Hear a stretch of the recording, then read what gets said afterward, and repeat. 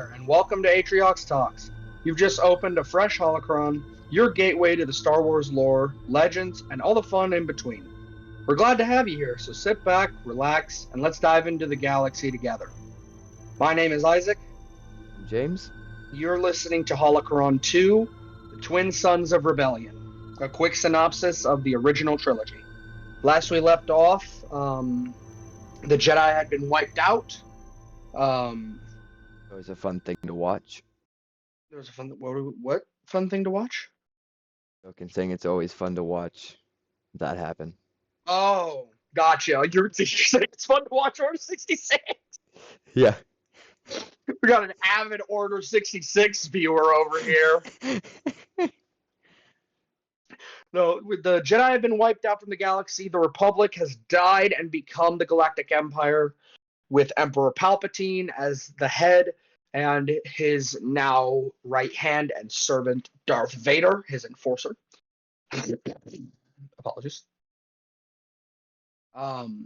And Luke Skywalker and Leia have been separated and hidden away. We are jumping forward 19 years ahead. Jeez. There are events that happen in between Revenge of the Sith, or the third episode, and A New Hope, which is the fourth episode. But not a lot of them have to do with Skywalker. Yeah. A lot of them happen around it, but we will get into those events in another time. Yep. Let's start with A New Hope, which the beginning of A New Hope is New Hope. It is a time of, well, no. I'm doing the same thing we did for episode 1, where I'm going to give a state of the galaxy. Right now, it is a period of civil war. There is a faction called the Rebel Alliance that grew from the ashes of the Jedi Order and is trying to battle against the Galactic Empire and, well, rebel against them. It has been quite a few years of rebellion, and so it's become a civil war, with the Empire being the far superior in numbers and far superior in technology compared to the Rebel Alliance. The Rebels have stolen the battle plans for a super weapon called the Death Star, which was introduced in our section of Attack of the Clones, the synopsis of the Attack of the Clones from HOLOCRON 1.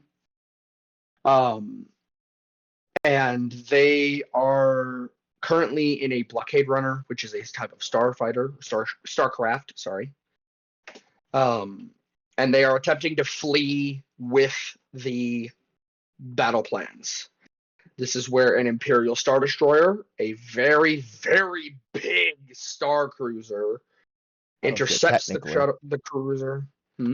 Battleship, technically. Yeah, battleship, you're right. It intercepts the blockade runner, and it is pulling it in and docking with it. This blockade runner, is the blockade runner of Senator Leia Organa of the Galactic Senate, of the Imperial Senate. And she sees that the ship is being boarded by Darth Vader's Imperial Star Destroyer. So what she does is she takes the Death Star plans, it gives them to her loyal companion, R2-D2, and R2-D2 and C-3PO jettison onto the nearby world of, what do you know, Tatooine. Here we go again. I swear, this planet is involved with everything, dude. No, literally everything revolves around Tatooine. It makes no sense. It does, and it's wild. But R2-D2 knows his mission. He's going down. Vader has stormed the blockade runner. He has executed many of the rebel soldiers. He interrogates a captain named Antilles, who was Bail Organa, the senator that helped the Jedi in Revenge of the Sith. He was his security officer. and captures Leia Organa, Princess Leia Organa, I apologize, of Alderaan. And takes her aboard the Imperial Star Destroyer. And I'm not sure what becomes of the blockade runner if they destroy it or not. Don't remember. I know they I don't think dock it it. showed it. Yeah, I know Mhm. they dock it, but I don't think they ever release it. I think the Imperial just took it with them inside the ISD. Probably. So we've got R2D2 and C3PO landing on Tatooine. Whoa. Yeah, they land on Tatooine. The two split up, but are eventually reunited in a Jawa sandcrawler. Now, Jawas are another species of locals on Tatooine. They're not only local to Tatooine, but a lot of them reside there. They are scrappers. They're basically scrappers. They're little junk mechanics. They're good with droids, and they are hustlers. And they find the two droids, zap them, and then attempt to sell them. Which they do, and they end up selling R2D2 and C3PO to a moisture farmer named Owen Lars and Luke Skywalker, a 19-year-old boy who all he wants to do is get off Tatooine and see the galaxy and maybe join the Imperial Academy or the Rebels. But Luke ends up finding Princess Leia's message while cleaning off R2D2 and removing a restraining bolt.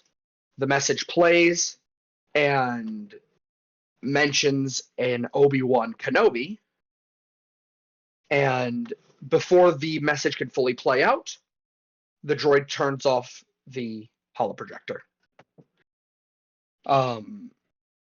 And Luke attempts to retrieve the hologram from R2D2. Oh my gosh. Attempts to retrieve the hologram from R2D2. He doesn't let him and says that it must be corrupted file, etc.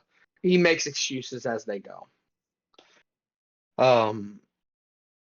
Luke wonders if they might be talking about old Ben Kenobi, an old hermit who lives out in the Junglan Wastes. The Junglan Wastes are a very dangerous part of Tatooine. This is where the Sand People. Huh? That's what I was going to say. That's what I was just about to say. Is that it's not a fun place to be in the slightest. Yeah. The Sand People, or otherwise known as the Tusken Raiders, reside there a lot. Crate dragons, massive burrowing sand dragons, basically. That's a crate dragon. Reside there. It's just a very dangerous area.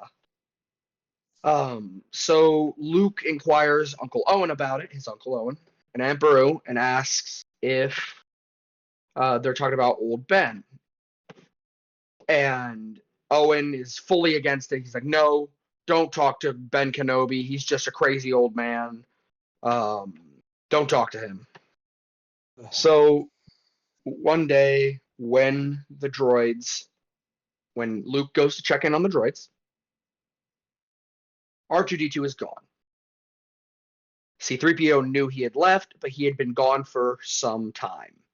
So Luke and C3PO hop into a land speeder, which is a hovercraft that doesn't necessarily fly, but it is for transportation on a planet, not off a planet, but on a planet. It's And essentially a they take the car. land speeder, essentially a car, but hover. It's a hovercraft. That's what Yeah. it is. Yeah. It's a hover car. That's a better way to put it. Hover car. There it is. Yep.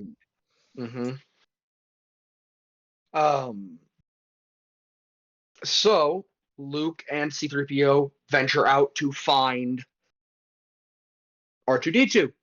And they eventually find him near the Junglan Wastes.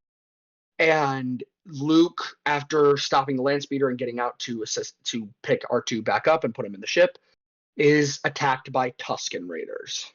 They knock him out and scavenge his land speeder when a crazy old man comes from the Junglan Waste screaming at him mimicking the roar of a crate dragon to get the sand people to go away, which they do. And this old man, Ben Kenobi, goes down and checks on Luke, and he recognizes R2D2 and C3PO. C3PO has been hacked to pieces. When Luke comes to consciousness, he recognizes old Ben Kenobi, and when he inquires Ben about an Obi-Wan Kenobi, Ben Kenobi confirms that he is Obi-Wan, and that he just goes by Ben, and he just hasn't gone by Obi-Wan in a very long time. So then, old Ben Kenobi, or Obi-Wan Kenobi, Jedi Master Obi-Wan Kenobi, which Luke does not know, helps Luke load the droids back up, and they all venture to Obi-Wan's humble little hut that he has been living in for 19 years on Tatooine. We're going to shift scenes real quick. We've got Darth Vader and Princess Leia have arrived at the Death Star. They are on the Death Star, and Vader has interrogated information out of her using sedatives and the Force. He knows that there are droids who have the plans because stormtroopers went down to the surface of Tatooine and found evidence of droids that had rolled out of the escape pod that C3PO and R2D2 crashed in. So they are hunting for the droids, and they don't know what the droids look like, but they know that the droids had the plans. So Vader is interrogating her, and Vader suspects her of being a rebel leader, which she is. She tries to deny it, and this is when Grand Moff Wilhuff Tarkin. Hate this dude some days. This dude is both likable and hateable, and it's really interesting. Yes. Wilhuff Tarkin was a former Clone Wars captain, and he is a very radical man. Wilhuff Tarkin has the Emperor's ear on a lot of matters, and he was the one who wanted to create the Death Star, as well as many others. And so he does this, and the Death Star is operational. So the Death Star is a moon-sized battle station that has the capability of destroying a planet. Which both of those features are just insane to think about. Yes, it is very wild to think about. So Tarkin tells Vader to bring Leia to the bridge of the Death Star, and they travel to Alderaan, where Tarkin basically tells her, give me the rebel base location, and I'll spare your planet. Which Princess Leia, of course, is freaking out because Alderaan is quote-unquote peaceful and innocent in this. And stupidly inhabited. Very inhabited, yes. Very populated planet. So she throws out the planet Dantooine as the rebel base. And Tarkin accepts this and blows Alderaan to pieces, making the princess watch as all of her kingdom and all of her family are blown to smithereens in a single moment. She is then taken back to her holding cell and awaiting execution.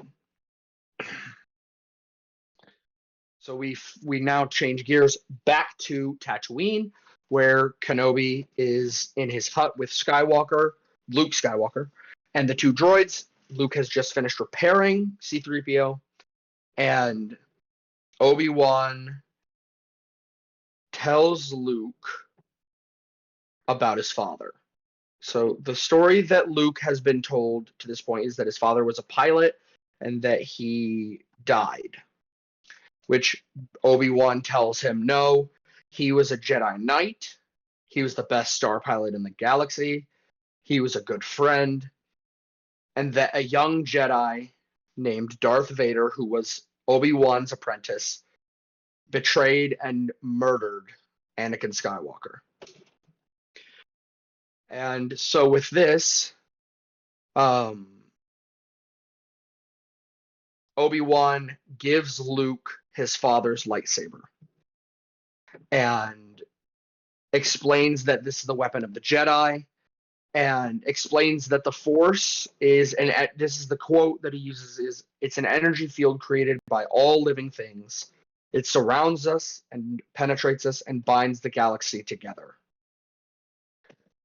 So he wants to begin Luke's training as a Jedi, but Luke feels responsible because he feels like he needs to help his uncle and aunt, and he can't go gallantly fighting the Empire with Kenobi.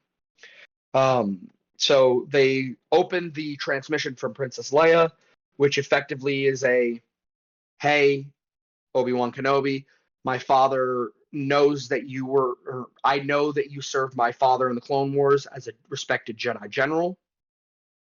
This droid has the plans for the Death Star. I need you to take it to the Rebel base. You're the last hope, which Obi-Wan is like, all right, let's go. So then we transition a little bit back to the Death Star once again, where the Imperials are having a meeting on board the Death Star, a lot of high-ranking officers and Vader, where Vader force chokes one of the officers after the officer has insulted him, and tells him that the power of the Death Star, the power to destroy a planet, is nothing compared to the Force. And interestingly enough, Tarkin, he listens to Tarkin's orders to release the officer from the Force choke. And this is because Tarkin is one of the few beings that Palpatine, Emperor Palpatine, has ever given dominion over Vader. Yeah. And it's very rare that that happens. And Vader hates this. Vader hates this. But after that brief scene, during that scene, they get back to, they had received reports from scouts on Dantooine. There's the remains of a hidden base, but it is not the current Rebel base. It is a former one, which Tarkin realizes that Princess Leia lied and speeds up her execution, if I remember correctly. I believe so. So, yes. All right, going back to Tatooine. Now, Luke has offered to give Ben Kenobi, or Obi-Wan Kenobi, a lift to the nearest spaceport. But on the way there, they find a burning sandcrawler. Now, sandcrawler is a massive, massive vehicle, huge. Yeah, it's enormous, and this is the vehicles that the Jawas use to get around from place to place. And it's on fire. There are dead Jawas everywhere. And as Luke and the droids and Ben Kenobi are cremating the bodies out of respect so that they don't get eaten alive out in the jungle, or not the jungle, the desert, sorry. Wow. Yeah, Tatooine's a jungle planet. Yeah, it's a jungle planet, but it's also a desert planet. It's both. Yeah. When looking at the damage, Kenobi points out that that is Imperial stormtrooper damage, and that there are stormtroopers looking for the droids, and they traced the droids back to the Jawas, which Luke then realizes, which means they were traced back to his home. So, brashly, against Obi-Wan's wishes, he leaps into the land speeder and speeds off towards his home, where he finds it burning, and his aunt and uncle are dead. They are disintegrated. Now, there are a couple theories as to who did this. I don't know if you've heard those theories, James. I have not, because I don't know where I saw it, but I saw the scene of the flame trooper lighting up that the Larses and their estate. I don't remember where I saw that, but I did see that somewhere. But I don't know the Interesting. theories you're talking about. So a lot of people think that the stormtroopers did, but there's actually another working theory that a particular bounty hunter who was hired to look for the droids and has a penchant for disintegration got to the Lars family. So a Well, lot of people suspect that Boba Fett executed the Lars family. yeah, but my issue with that is you see the you see the skeleton of them. Knocked out Yes, but skeleton. disintegration rays don't work the same in Star Wars. You still have some bone fragments left with the disintegrations, but not only that, Okay, so but Boba also has a flamethrower, yes. so that works either way. Um, but yeah, that is a possibility. But I do think it was the stormtroopers because there have been more non-canon entries saying that it was the stormtroopers who killed them.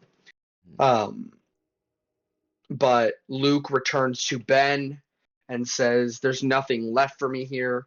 I'm going to come with you to Alderaan." Because, no, that's right. I apologize. I made a mistake. The droids were not. She did not instruct Obi-Wan to deliver the droids to the Rebel base. She instructed him to deliver them to her father on Alderaan. So Luke agrees to go to Alderaan with him, and he wants to learn the ways of the Force. I just realized what you said, going to Alderaan. Yeah.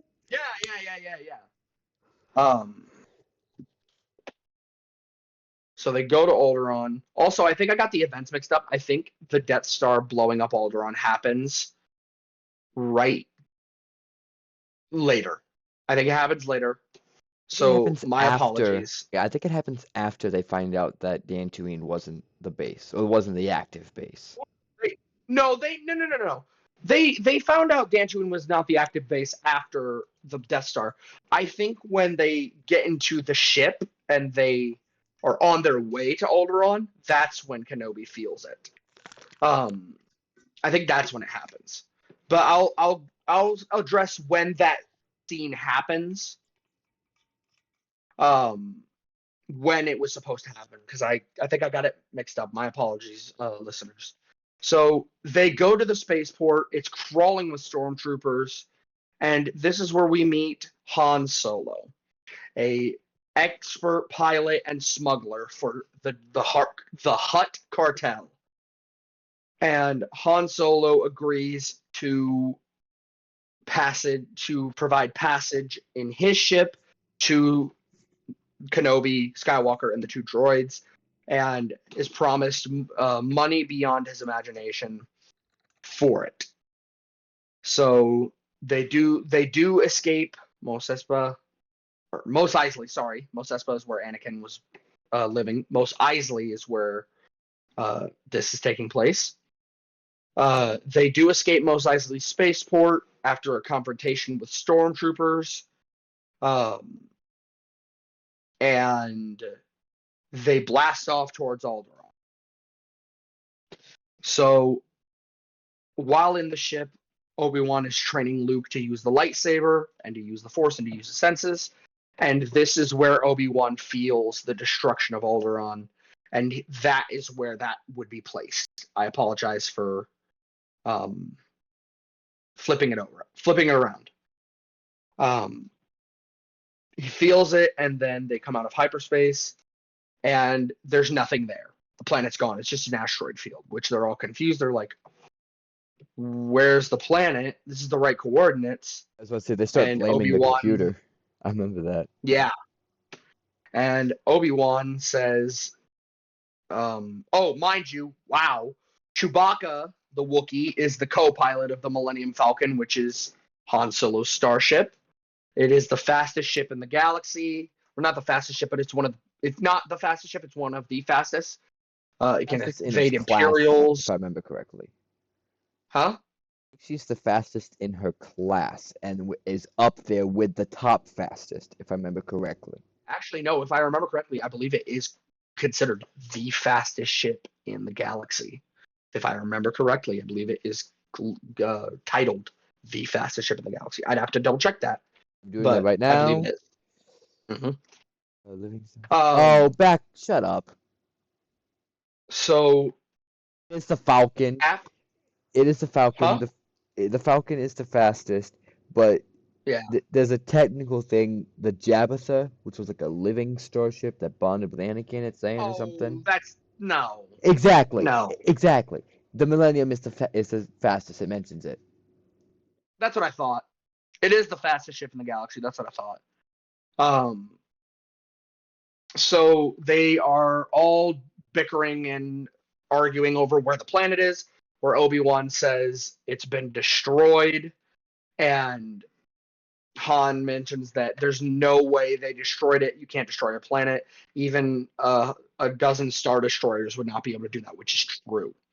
And this is where they see the moon station. They don't know it's a battle station, but Kenobi does. And the station pulls them in. And rather than be captured, Han uses his wit and puts them all in the smuggling compartments inside the Falcon. This is where they hide goods from Imperial searches or any kind of searches of any kind. It does work because the stormtroopers that come aboard cannot find them. However, unfortunately, Darth Vader can sense Obi-Wan. He can sense Obi-Wan and he knows it's Obi-Wan, but he leaves it be. He leaves the ship be and he has it scanned, which, if I remember correctly, isn't this where they acquire the stormtrooper armor? I believe so, yes. Yeah. So Luke and Han knock out the two stormtroopers that are scanning the ship, don their armor, and use that as cover. I believe they use Chewbacca as a prisoner, and the droids go off on their own. They stay in the they all make their way to a like a room. I don't know what the room is exactly, but they're looking for Alderaan and they're looking for the princess, and they find out that Princess Leia is on the Death Star and she's slated for execution. So they decide that they need to rescue her because Luke wants to save her, but Han does not. Han doesn't want to risk his own neck, which Luke then entices him, like Satan, to that he'll get riches and that she's rich and that she'll pay him handsomely for her rescue, which gets Han on board. So the two of them use Chewbacca. I can't. Hmm? Nothing. Really, really bad joke came to mind. I can't. Don't do it. Don't do it. Luke and Han don the stormtrooper armor and use Chewbacca as a makeshift prisoner to look like they're escorting a prisoner to the cell block. The droids stay in that room as tech support, but Obi-Wan goes off on his own, telling Luke that this is his destiny and to follow his path. So then once they get through that, I hate you. He sent me a text with the joke on it, and now I'm going to read the joke out loud because he's terrible. He sent me a text and he goes, he got paid in quotation marks in the end, which I'm pretty sure if you could read between the lines and you know Star Wars, you know what that means. Hey, they got married first, so they did it right. Oh yeah. Spoilers, bud. So where was I? Right. They get to the cell block. They do let the princess out. The stormtroopers are aware of their presence now. The droids have had to hide away. Because the stormtroopers had found the room that they were in.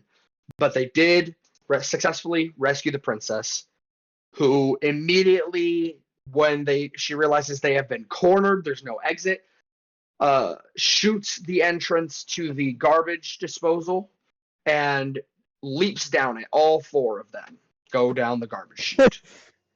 That was smart. Yes. But they did evade the stormtroopers. They land in the trash compactor, which is, for basic lack of terms, giant room where the walls come in and crush the garbage. Yeah. So the trash compactor activates. No, something is in the trash compactor room, drags Luke under the water. Han is able to shoot whatever is holding him, and it lets him go. And then the trash compactor starts to close. So they all start frantically comlinking. The droids telling them to turn off the trash compactor. They're screaming at them. The droids are not listening. They have their communicator off, and at the very last second, they open the communicator and they stop the trash compactor from closing all the way. Yeah, they open the comm channel and it's just Han screaming, "Turn the damn thing off!" Yeah. That's such a good scene. So, okay, then we move on to they open the trash compactor doors. They take off all the stormtrooper armor. They're back in their normal clothing. And so here they are trying to fight their way back to the Millennium Falcon. At the same time, Vader has encountered Obi-Wan. Oh. Encountered Obi-Wan, and their rematch begins with Vader taunting Kenobi and Kenobi taunting Vader in the same manner. So they taunted each other, and the duel begins. Not a very high octane, very fast or aggressive duel, but it is a duel nonetheless. Yeah. It's a duel that has meaning. It's not a duel that's flashy. Yes. So they're fighting their way back to the starship. Unbeknownst to them, Leia and Luke do not know their siblings. They didn't even know they had a sibling. Leia gives Luke a peck on the cheek as they are getting away. They encounter a ton of stormtroopers where Han's brilliant idea is charge, don't shoot. He runs and chases them off as they're approaching the Falcon. And eventually the stormtroopers lead Han to a room with more stormtroopers where they finally realize, oh, there's more of us than him. They turn around and they start chasing him back. R2-D2 and C-3PO make their way to the Falcon. All of our main heroes have made their way back to the Falcon.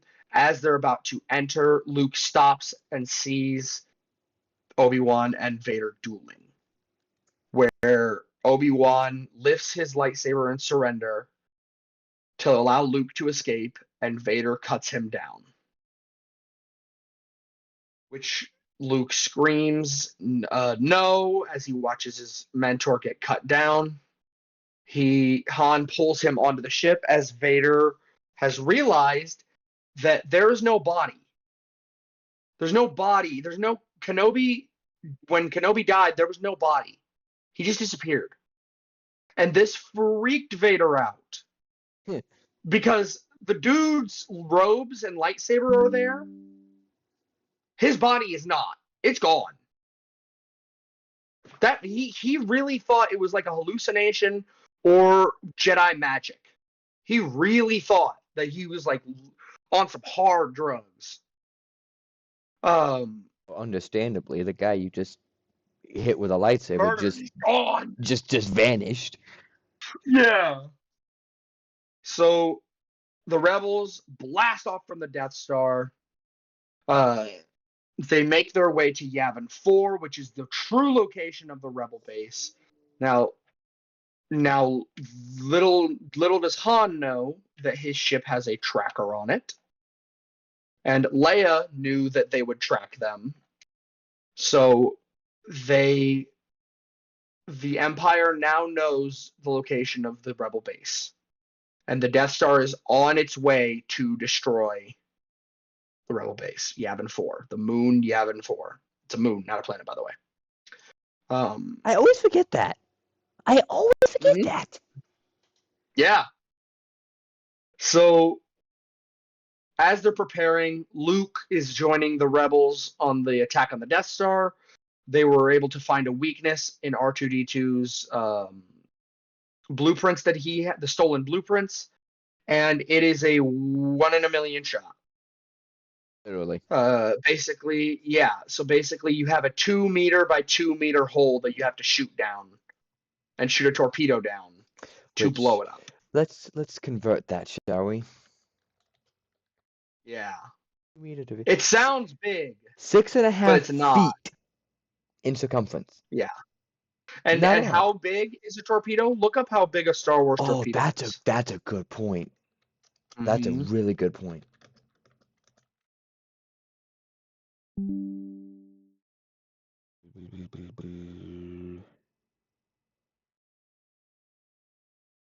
They are large enough that a human can comfortably sit inside of them. Yeah. So they're big. Yes. They're big. Um. So they have to make that shot, and it's a wild shot because the Death Star's very heavily defended. So they all gear up. They take off. Han said that he is not going to be participating. He is leaving. He got paid. He's gone. He's down. He's done. So he leaves. And the attack on the Death Star, the Battle of Yavin begins, which this is what is their, this determines their, basically their AD and BC. This Yeah. is BBY and ABY after the Battle of Yavin and before the Battle of Yavin. This is the battle that determines that. So, Battle of Yavin commences.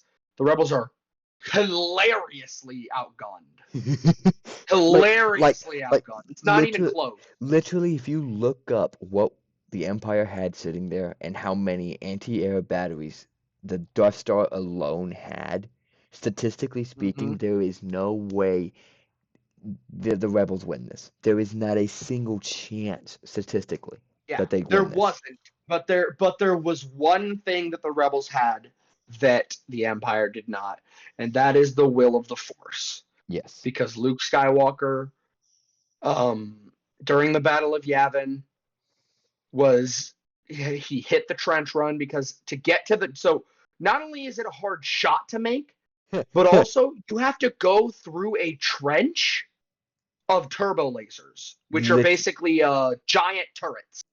essentially flak. And they explode when they can explode when they get close to a ship, which does more Yes. damage.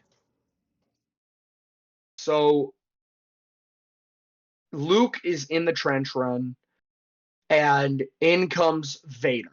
Vader has joined the Battle of Yavin in his starfighter, and he is taking rebels out left and right. But he is now locked onto Luke Skywalker, and he feels the strength of the Force in this pilot. But before he could take the shot, in comes the Millennium Falcon, piloted by Han Solo and Chewbacca, and they knock Vader off course. Luke takes the shot. He's got the targeting computer up. Basically, well, it is what it is. It is what it says. A targeting computer. The targeting computer, yeah. Um, but he feels he not only feels, but he hears the voice of Obi-Wan Kenobi, and it says, "Use the Force, Luke, and trust your instincts." So Luke turns off the targeting computer. It's not something you do for a shot like this, It's or not just in something you do, general. no. And takes the shot using the Force, and it hits it perfectly. The Death Star explodes a minute later, explodes, and Vader is the sole survivor of the Battle of Yavin on the Empire side. The rebels have won the day. They all return back to Yavin 4 for a massive celebration where Han Solo and Luke Skywalker are given medals and proclaimed as heroes. That is the end of A New Hope. Now we're getting into Empire Strikes Back. Which is This is this is probably my personal favorite of the original trilogy. Is this movie? oh yeah, easily. Uh, And it's Mr. sad. James, I have a question for you, buddy. Uh-oh. Did you happen to delete something from the podcast episodes? No, They wouldn't have been white letters with black background, would they? I didn't touch nothing. Do I need to pause the recording? No, we could just cut this out because I had the time, like the time between movies, available, and it was in the doc, but it's not anymore. Um,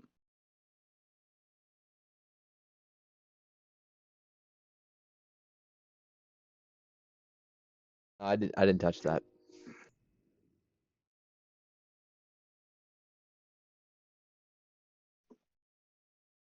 all right.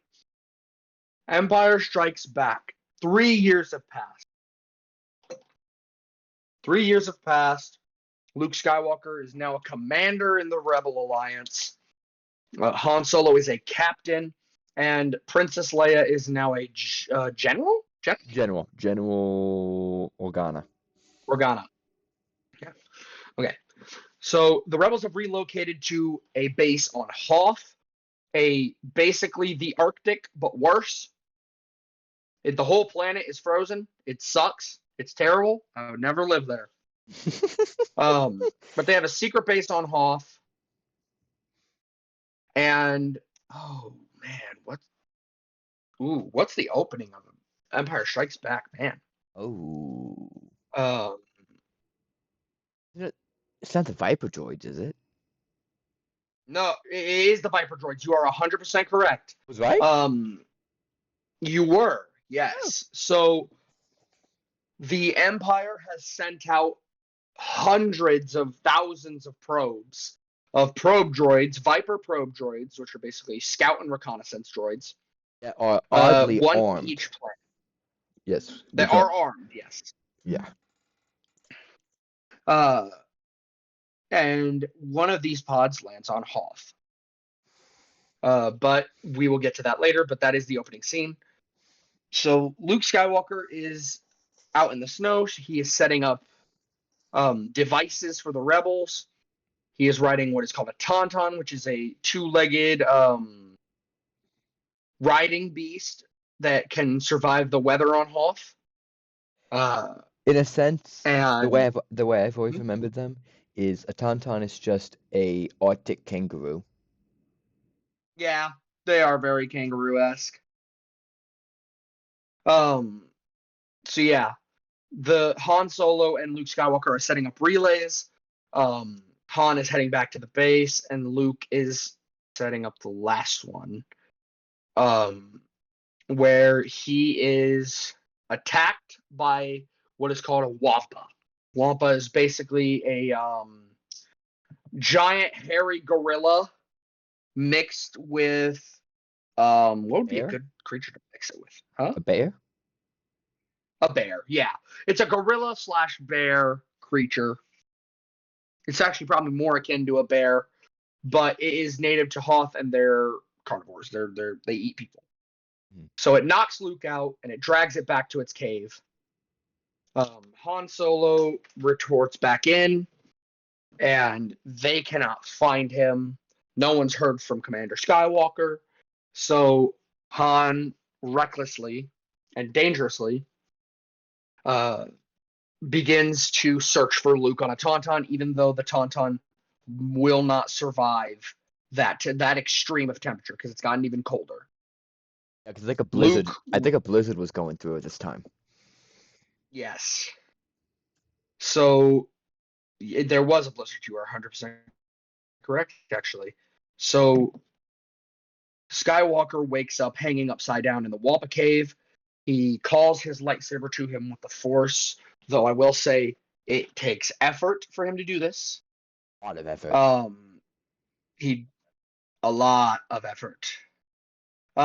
So he releases himself from the ice and cuts the Wampa's arm off and stumbles out into the snow and escapes. But it's too cold, so he begins to freeze and shivers and he collapses in the snow. So, hold on. Sorry. Yeah, he finds himself lost, and then the Force ghost of Obi-Wan Kenobi appears in front of him, telling him to go to Dagobah, the planet Dagobah, and to find the Jedi Master named Yoda. The Force ghost disappears, with Luke calling out to Ben, and Han Solo stumbles upon Luke.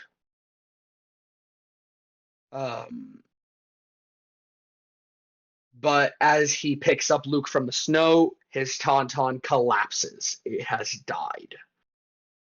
So Han, thinking quickly, Nasty. takes Ugh. Luke's lightsaber. This is disgusting, but it makes sense. It was a really smart move on Han. No, it's Luke is brilliant, but at the same yes. time, eh.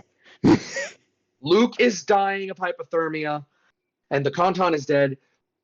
Han uses Luke's lightsaber to gut the tauntaun open, and he puts Luke inside of the tauntaun. Since it had just freshly died, it was warm. Yes, it's disgusting, but it does end up saving Luke's life, because since Han is not dying of hypothermia, he was able to build a shelter for them and set up their emergency shelter, and then get Luke out of the tauntaun into the shelter. And they stay there for the night. When in the morning, rebels in their speeders are able to find them.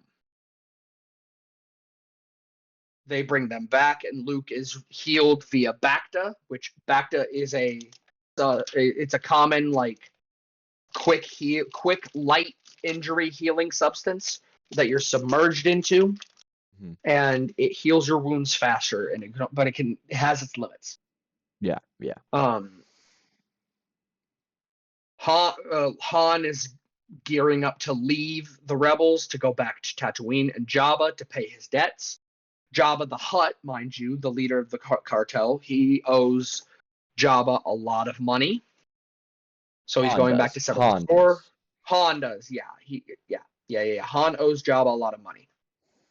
So Leia talks to Han, tries to convince him to stay, which ends up being an argument between the two.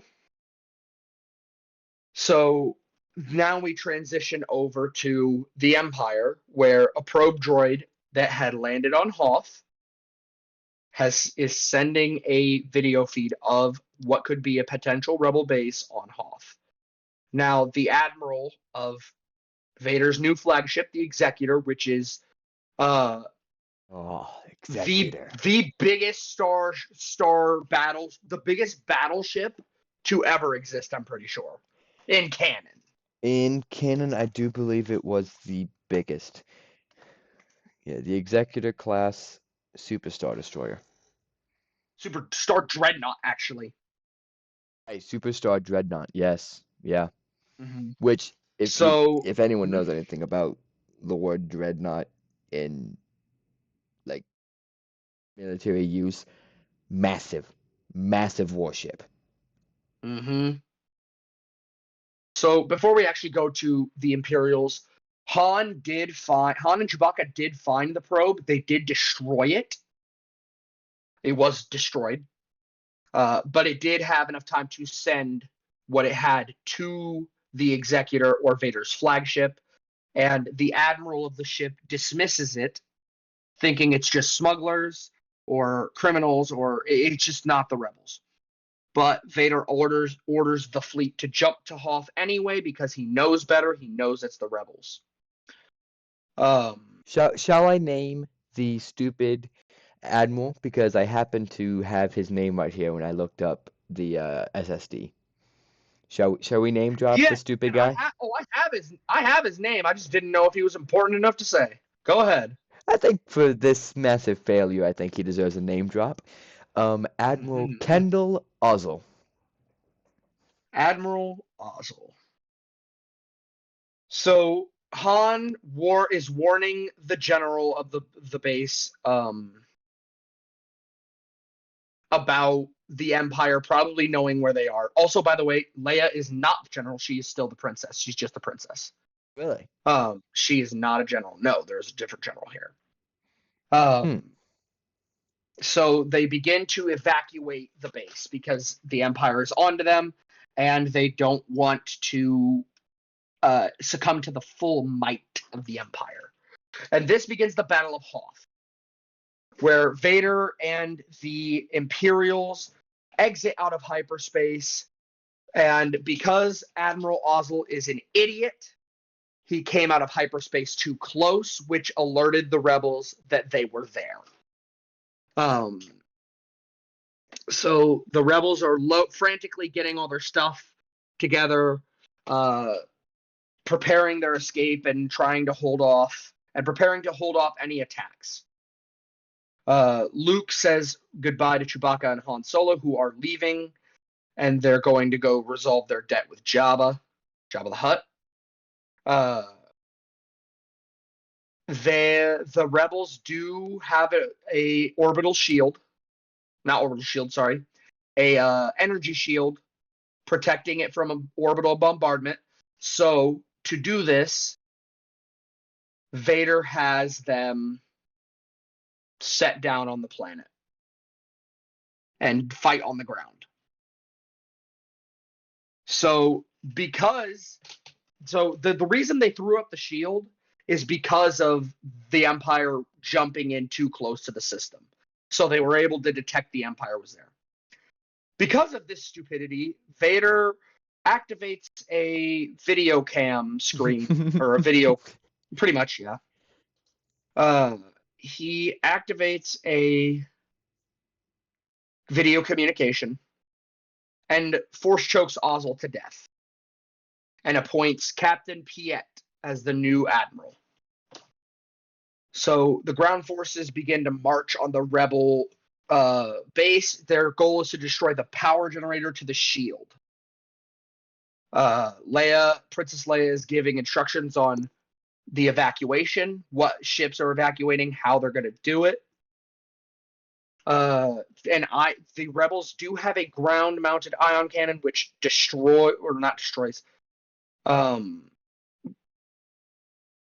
basically brings down one of the Imperial Star Destroyers. So an ion cannon is basically an electrical pulse shot. It's like an EMP shot. Yes. On a massive scale. But this allows the first wave of evacuees to get away from Hoth. The rebels now begin their battle against the Imperial forces, which they're not really any match for. The AT-ATs are all-terrain armored transports that the Empire uses, are way over the rebels' pay grade. So, to be fair, a TIE fighter in some cases was over the rebels' pay grade. They did not have any money. That's true.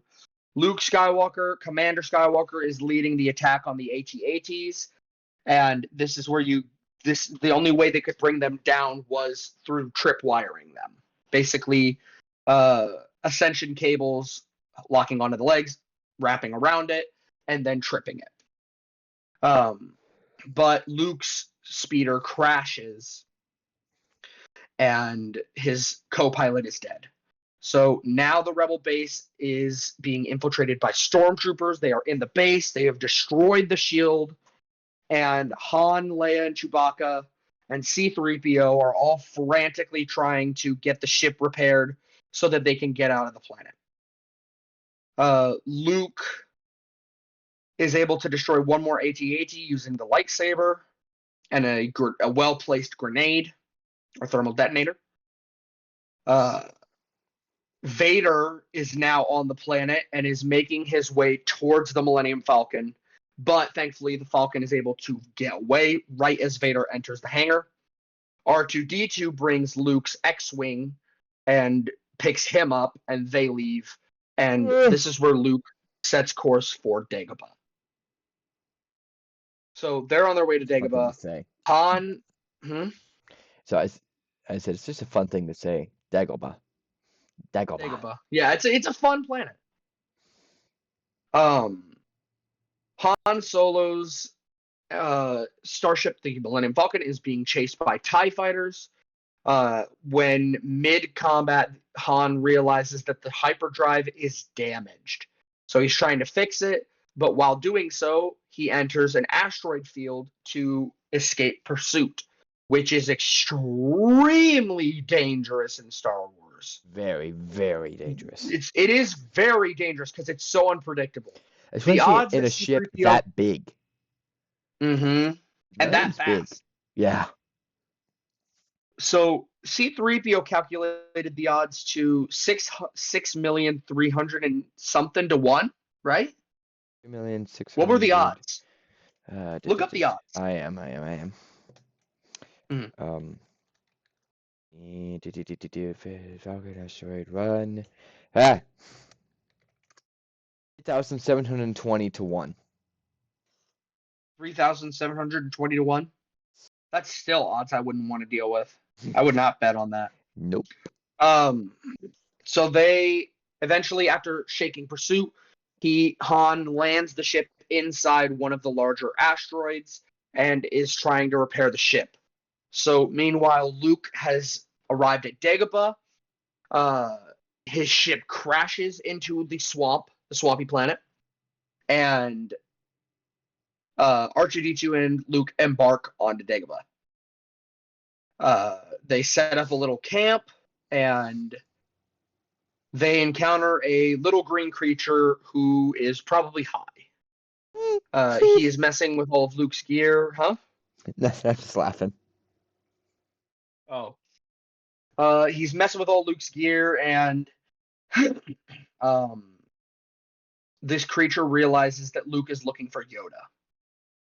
So he says he will take him to him, and they embark off to the creature, with the creature leading them to Yoda. Back with Han and Leia, there's some romance happening between the two of them, but Leia is kind of reluctant with it because she also loves Luke, which is a little fucked up. Bleep that out.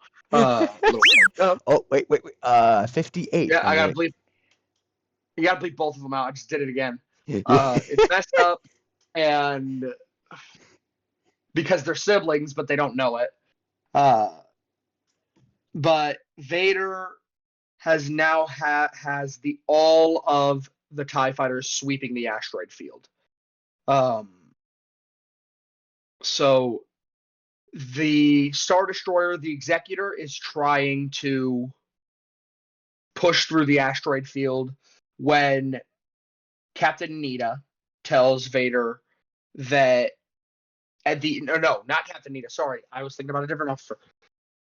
The new Admiral Piet, tells Vader that, hey, the Emperor is trying to contact you.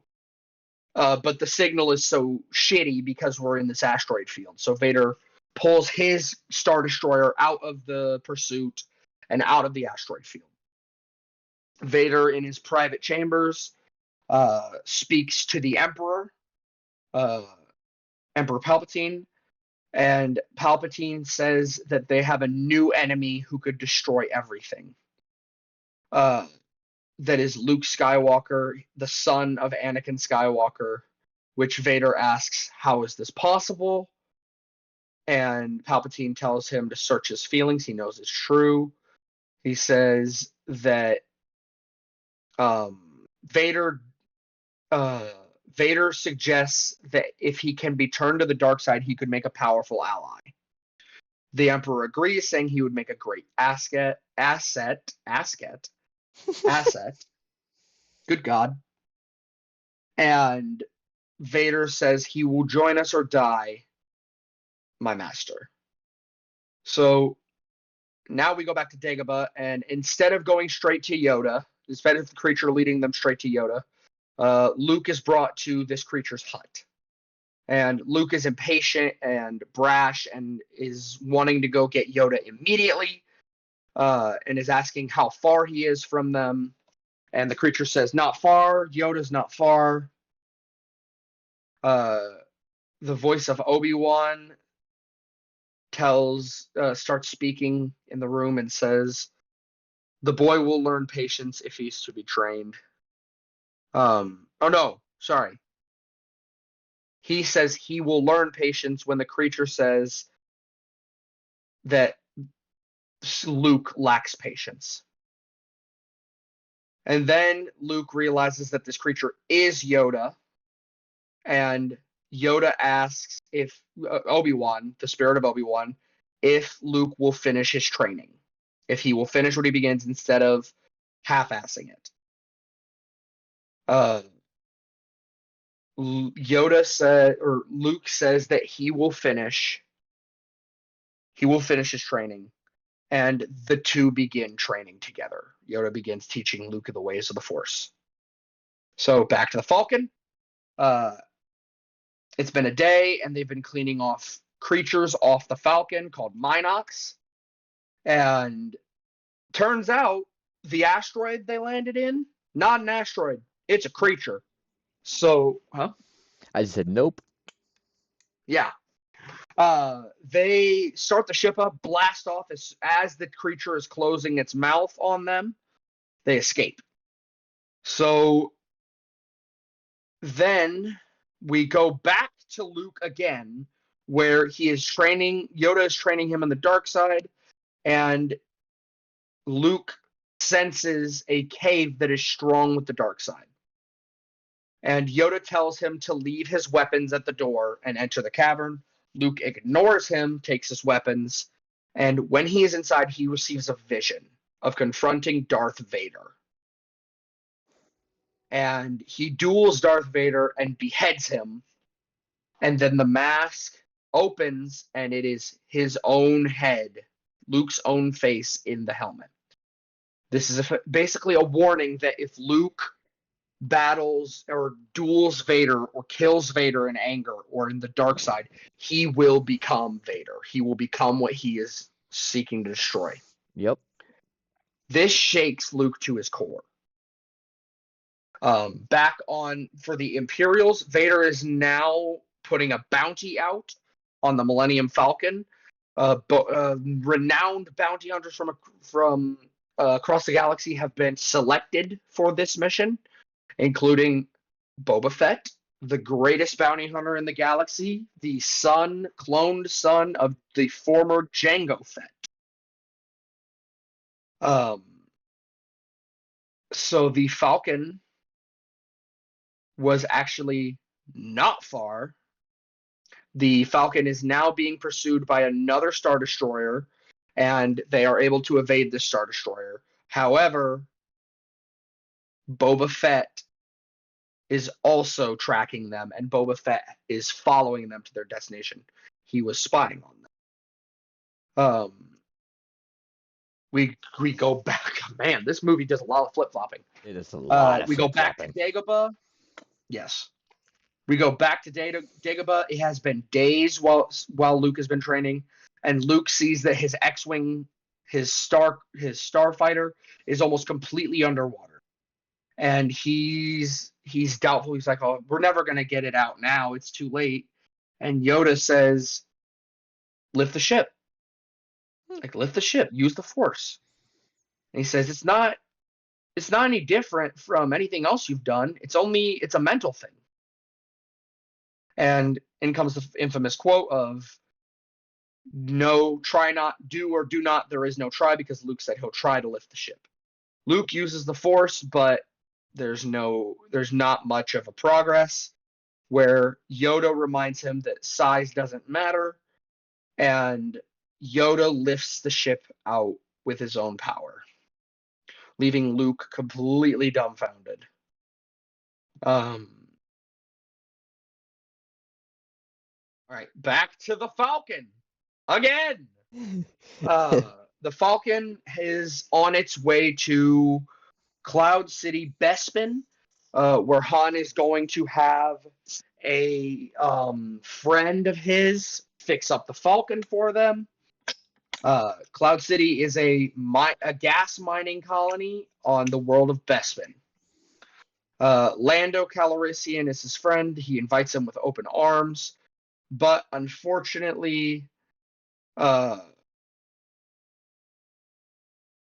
he is all about Leia. While they're Oh yeah. traversing through, Oh, I remember that. he's all about Leia. Yeah. Yoda back on Dagobah again.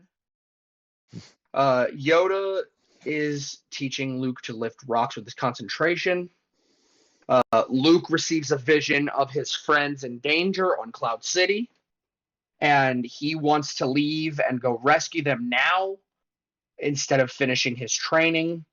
Where Yoda says that if he leaves now, everything that they are fighting for will be destroyed. So Luke is caught between a rock and a hard place, either finish my training and become a full Jedi, or go and rescue my friends. So back at Cloud City, unfortunately, C-3PO was found by stormtroopers, deactivated, and attempted to be scrapped. Chewbacca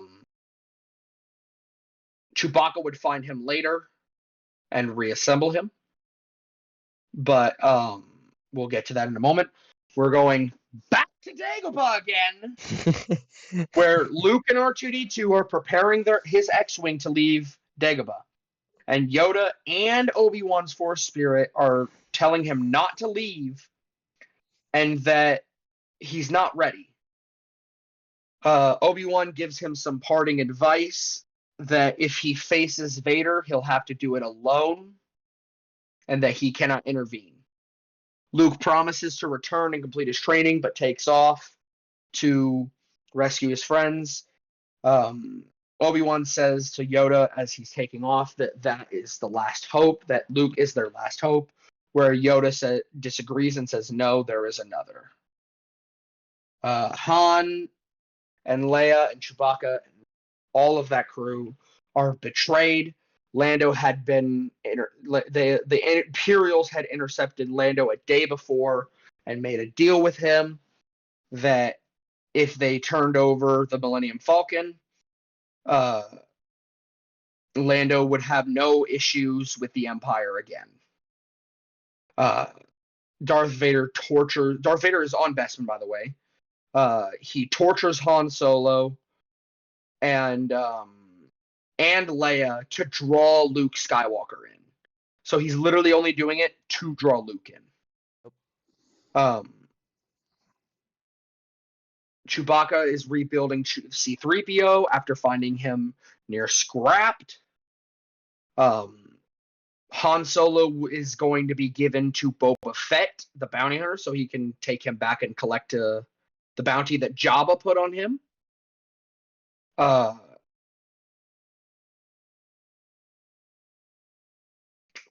What do we got? Right. Lando spills that that this is all a trap for Luke, and Han attempts to fight Lando, but of course he's too weak. Vader tests what is called a carbon freezing chamber on Han Solo. This is effectively what's a good way to you want to try to explain a carbon freezing chamber? Okay, so I can get it. I just gotta think about it real quick. So It's a little bit of a weird thing to explain. effectively, it's a flash freezer. So when you want to store something and you put it in a flash freezer and it forms ice around it rapidly, encasing it, so that way it's cold. That's effectively what this thing does, except with a concrete-like substance. Mm-hmm.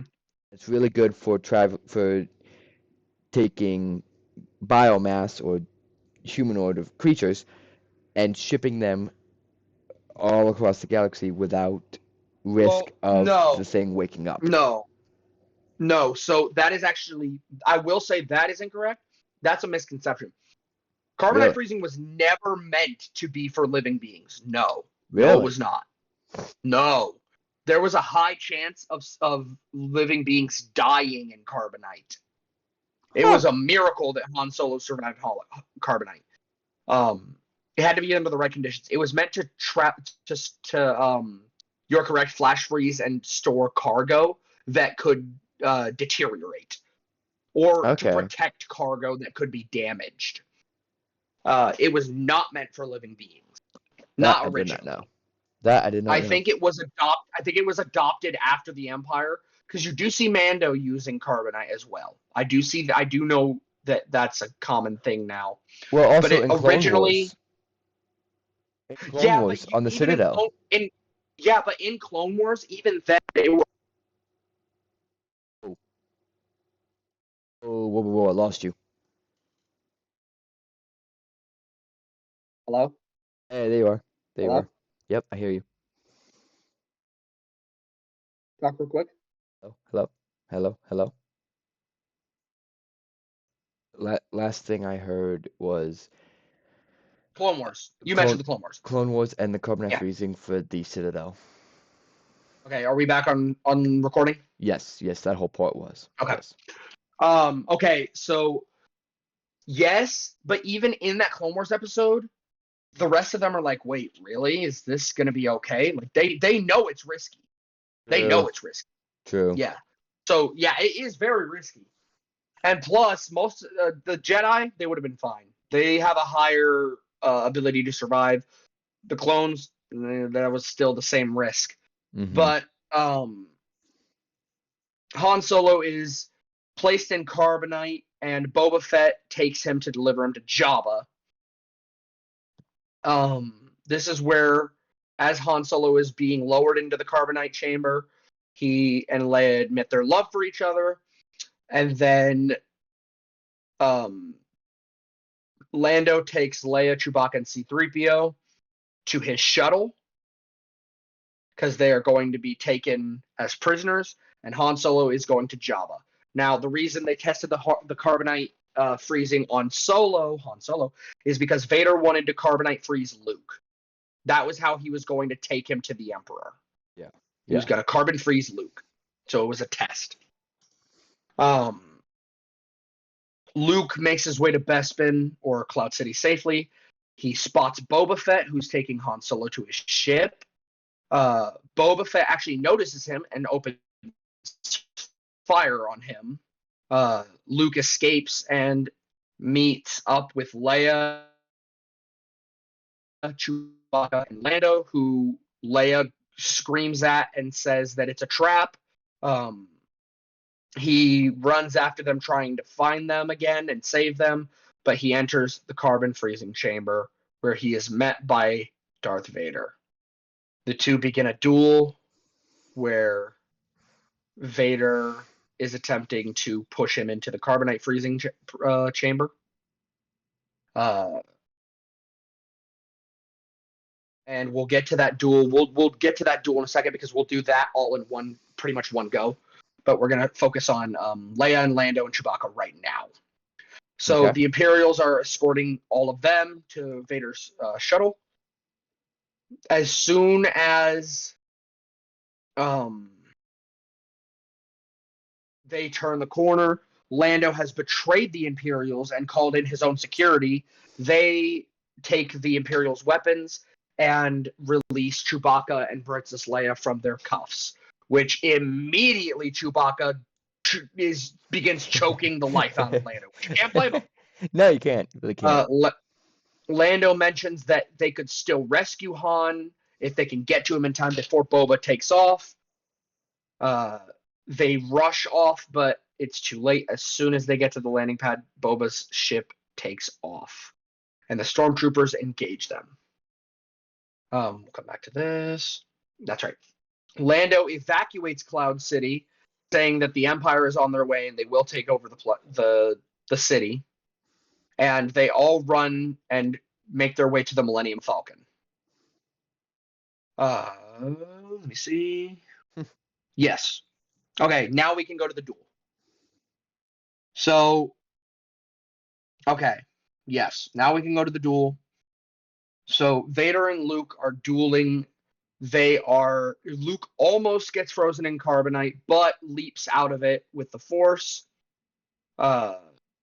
Vader is hurling junk and equipment around the room at Luke with the Force, and one of these objects breaks a window, which sucks Luke into the vacuum out into an emergency platform or an emergency balcony. And the duel continues, where Vader knocks Luke to the ground and says, "You are beaten. Give yourself up."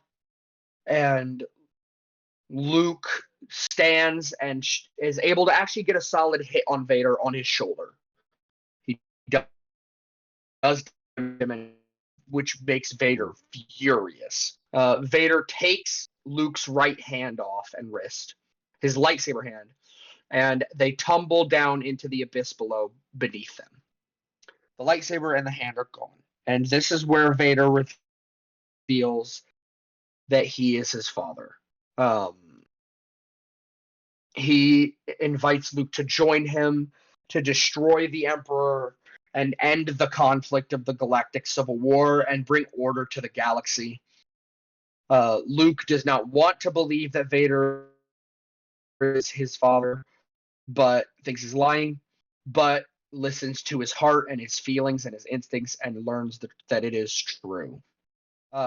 Luke, rather than join Vader, lets go of the pole he was holding on to and falls down the the pit, which this pit is effectively a straight drop from. So the city, Bespin Cloud City, is a floating city.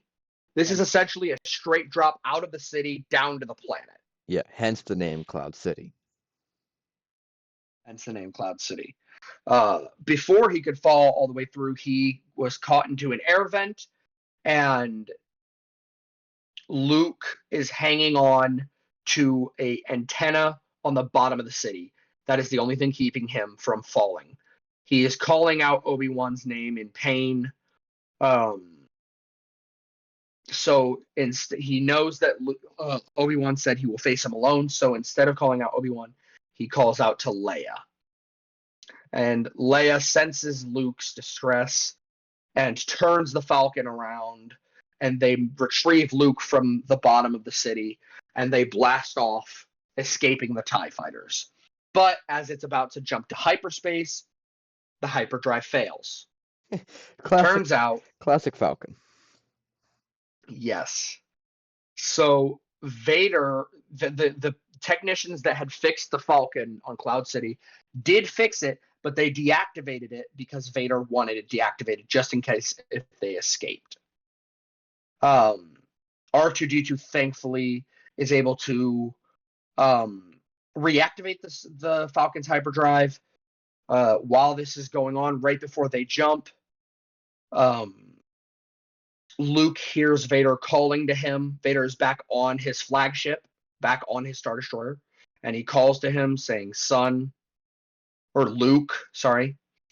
And he answers with "Father," with Vader saying, "Come with me." And Luke groans, "Ben, why didn't you tell me?" As they blast off into hyperspace. Sometime later, Luke receives a prosthetic hand. Lando and Chewbacca begin to prepare to rescue Han Solo from Jabba the Hutt on Tatooine. That section of the film ends with Luke, Leia, and the droids watching as the Millennium Falcon flies off into the galaxy. And that is The Empire Strikes Back. Debatably the second best Star Wars film in the franchise. Yeah, I would agree. I would agree with that. Yeah, because there's just so much good in it and so much that's introduced in that movie. Mm-hmm. Yeah, I would agree. Second place for that. Yeah, man. All right. And now we are down to the final film. This one should be the Final film, fastest. Return. This one should be the fastest.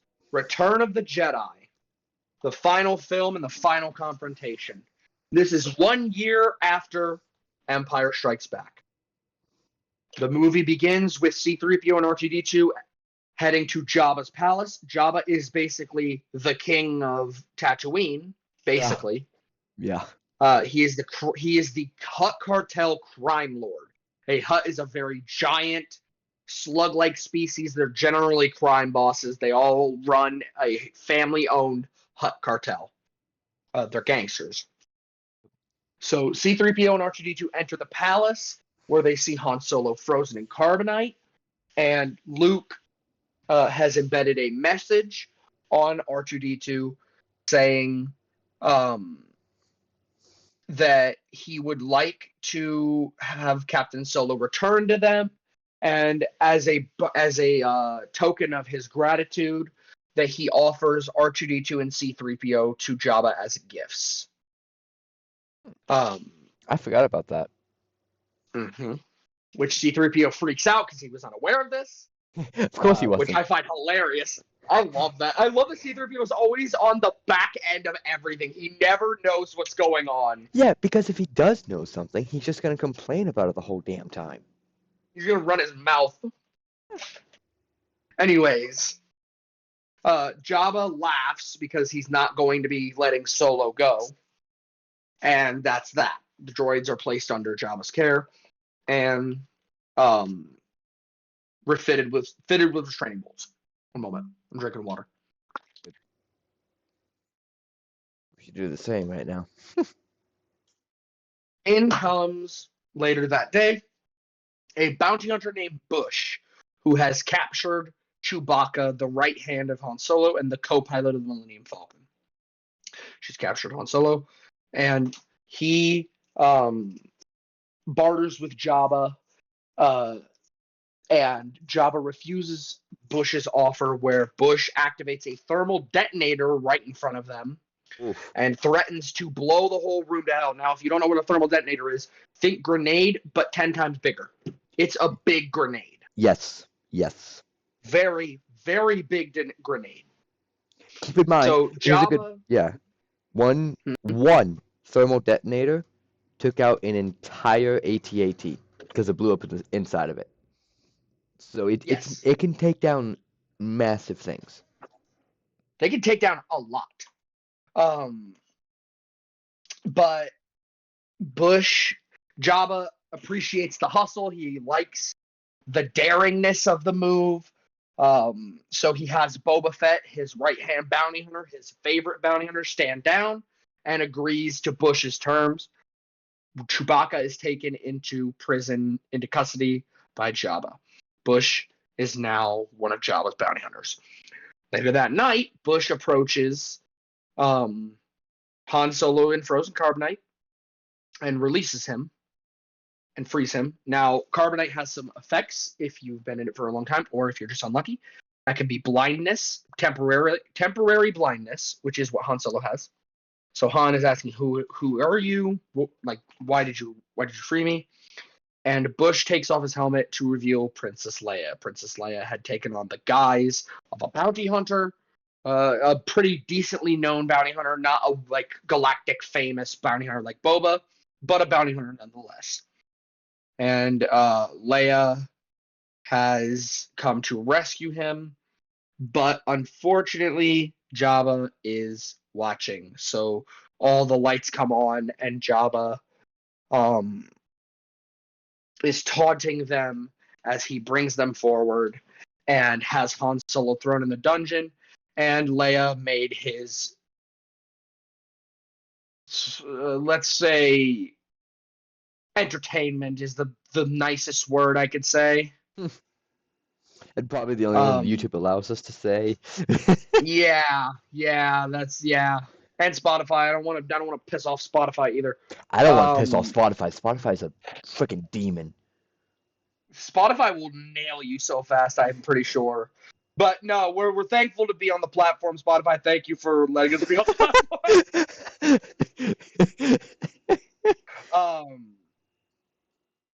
So Lando is actually disguised as one of Jabba's prison guards and was trying to get Leia out.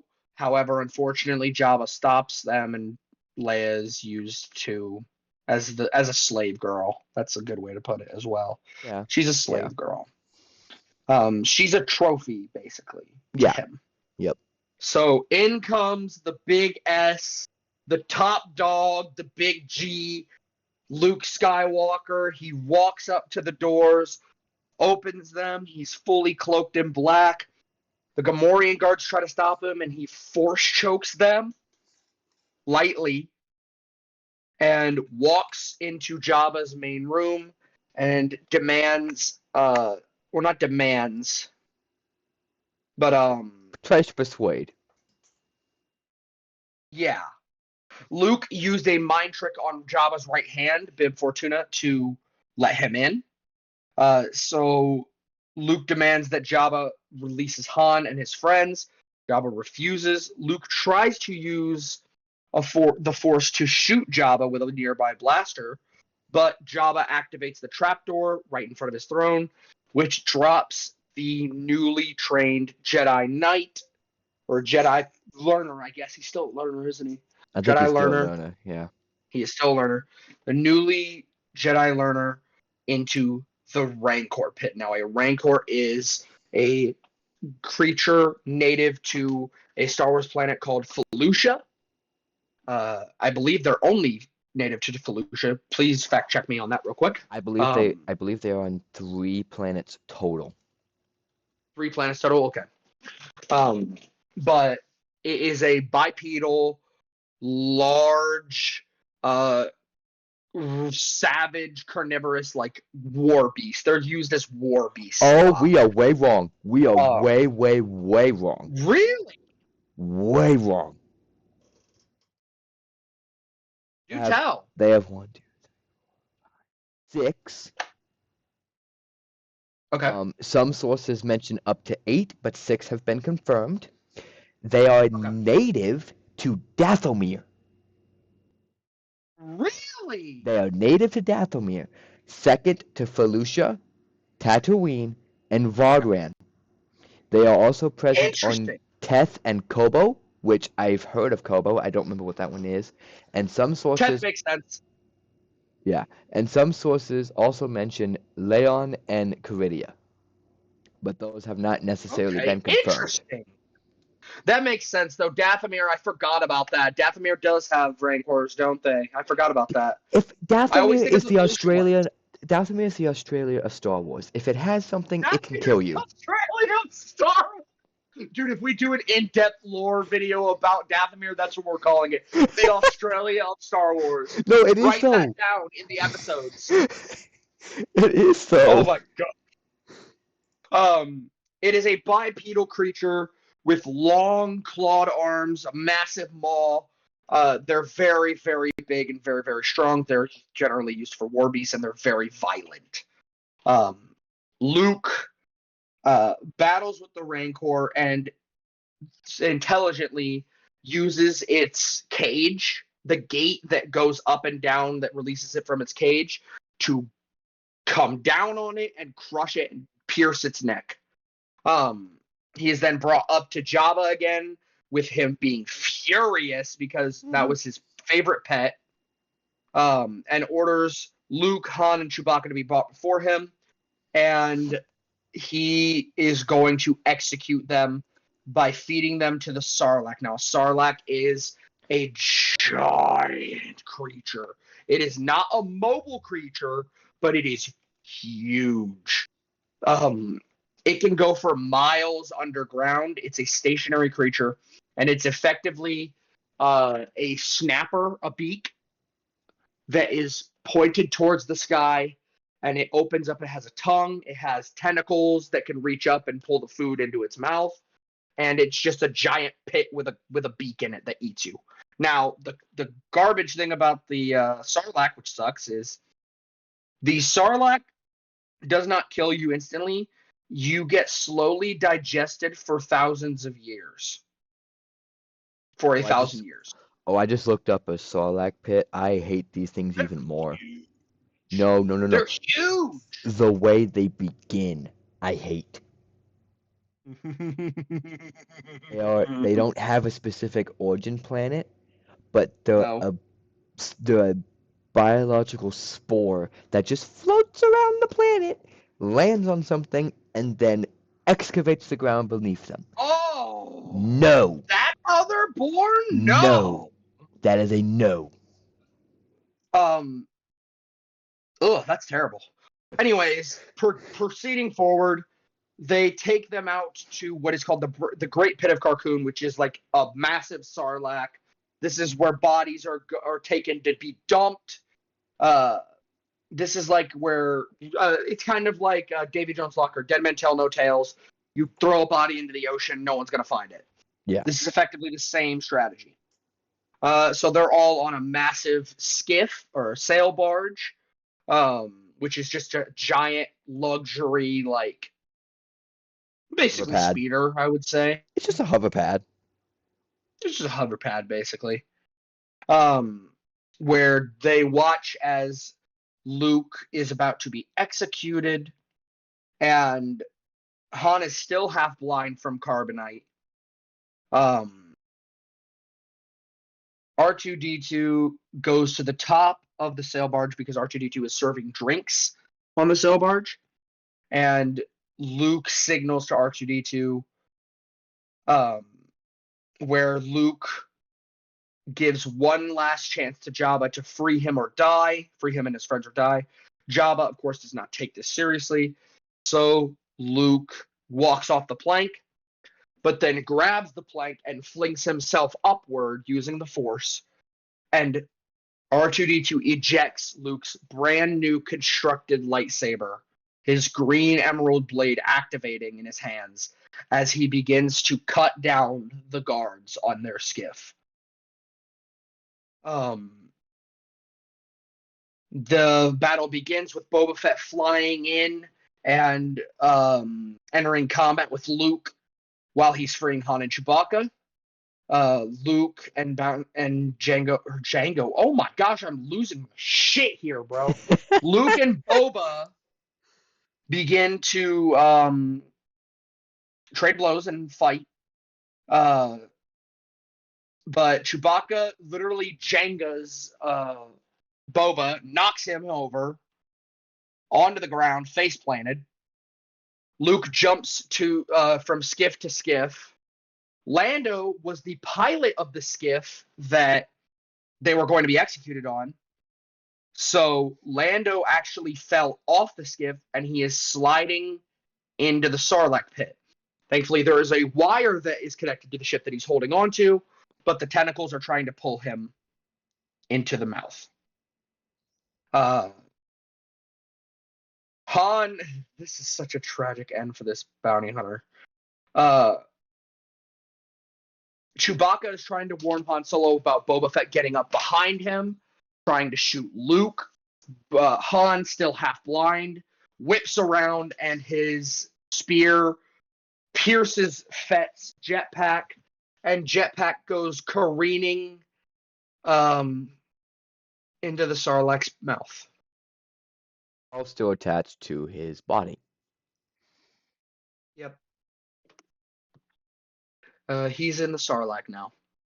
But Han and Chewbacca are trying to rescue Lando from the Sarlacc, while Luke is cutting down people trying to get to the sail barge that Jabba's on and get Leia and R2D2 and C-3PO.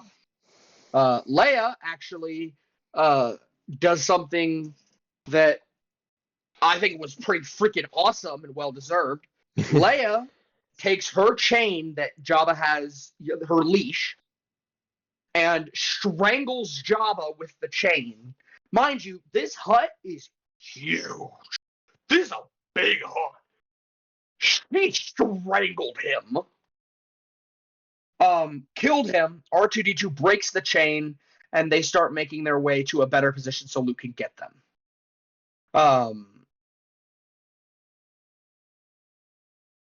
So C-3PO and R2-D2 knock C-3PO off the barge into the sand, and R2-D2 follows suit. Luke and Leia are fighting on the deck of the sail barge, and Luke has Leia point one of the turrets at the heart of the barge and sets it to shoot. Luke fires the shot as they swing from one of the cables, him and Leia, onto the skiff with Han, Lando, and Chewbacca. Han, half blind, shoots the Sarlacc's tentacle, which ended up saving Lando. And all of them go pick up the droids, and then they drive off as the sail barge explodes. They all depart Tatooine. They all leave, but Luke and R2-D2 have to make a pit stop before meeting up with the Rebel Alliance. This is Luke heading back to Dagobah to fulfill his promise to Yoda. All right. Well, at least he's honest. Yes. Well, guess what, guys? You guys remember the first Death Star? Plot twist, they built another! Twice as big. And it's almost done. No, same size. They were around the same size. Death Star 2 was bigger. Not much bigger. It wasn't 2 times bigger. I thought it was.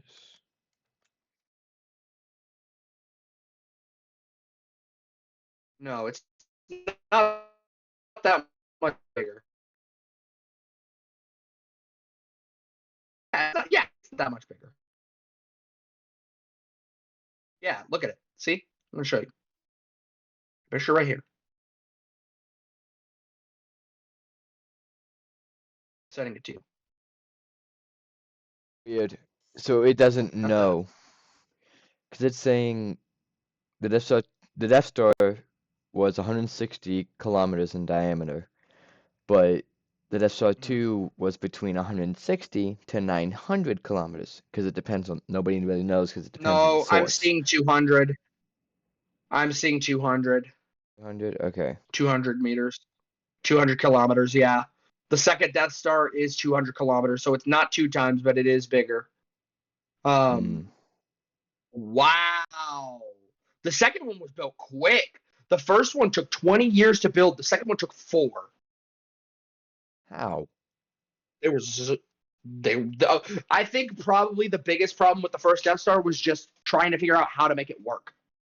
That's fair. And once they did, they were like, okay, half the work is done. We can build this one. Bigger. Oh my gosh, that's a massive difference. The first Death Star had to recharge 24 hours before firing each shot. The second could do it in 3 minutes. Yeah. Yeah. Wow. Okay, off topic. Off topic. Oh, wait. Hold up. All right. Yeah. So the second Death Star is being constructed. And Vader is overseeing the second Death Star's construction. And actually, wasn't this the beginning of it? Beginning of what? Wait. We're idiots! The very beginning of the movie is not R2-D2 and C-3PO walking to Jabba's palace. It is the second Death Star. Vader arrived on the second Death Star. Oh, it is. And basically told them,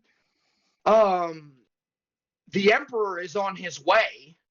Get everything back on schedule. And the Emperor is not as forgiving as I am. So yeah. No, now the Emperor is arriving. He has arrived on the second Death Star, and he praises Darth Vader on the efforts. He senses Vader wants to search for his son, and the Emperor assures Vader that Luke will seek him out, and that only together they will be able to turn Luke to the dark side. And he says, everything is proceeding as I have foreseen. Now, going to Dagobah, Luke arrives with R2-D2 on Dagobah, but find Yoda is terminally ill. Yoda says that he does not have any more training that he needs to complete, and all that remains is to defeat Darth Vader. Yoda confirms that Vader is his father, and the Jedi Master passes away. Mm. He also disappears, just like Obi-Wan Kenobi did on the first Death Star, becoming one with the Force. Luke approaches his X-Wing, where Obi-Wan appears next to him, confirming once again that Vader is his father, and that Luke has a twin sister. Luke senses that it is Leia that is his twin sister, and asks Obi-Wan why he didn't tell him, which Obi-Wan said, you didn't need to know, and that what I told you was the truth from a certain point of view. But Luke leaves Dagobah after that conversation, and the entire Rebel Alliance all gather at Sullust, a planet in the Star Wars universe. I don't know much about Sullust, actually. I don't remember much about Sullust. I feel like there's something important that happens there. I know it's a production plant for the Empire. Is it? I don't know. I'm looking it up. Continue. If I find something, I'll jump in. Thank you.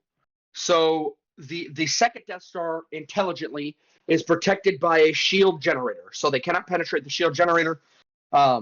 They have to go down on the moon that it's next to, Endor, to deactivate the shield so that they can attack the Death Star. So the team going on the ground is Luke, Han, Chewbacca, Leia, and the droids, and a bunch of Rebel soldiers. But unfortunately, that was not a smart move because Vader senses Luke with them on their stolen Imperial shuttle and allows them to land on the planet, knowing that it's the Rebels. Luke and Leia chase Imperial troopers on speeder bikes through the woods. Endor is a very wooded planet. Very savage, if I remember correctly. I don't know how much we know on Endor, honestly. But if I remember correctly, it's very savage. It is. Leia is thrown off of her speeder and knocked out. Luke and Han find Leia's gear, and they all are caught, but in a net when Chewbacca triggers a trap. Now, prior to this, Leia, after being ejected from the speeder, had encountered a Ewok, a creature indigenous to Endor. They're fuzzy little brown teddy bears that have a thirst for blood. They love eating humans. But Wicket does not eat her. Wicket actually finds a liking to her. And they jump a stormtrooper together. But they fall back to Han. Holy shit, dude! Luke, Han, and Chewbacca, and the droids, they are caught, and they believe C-3PO is a god because he's all gold. He's an all gold plated droid, so they believe he's a god.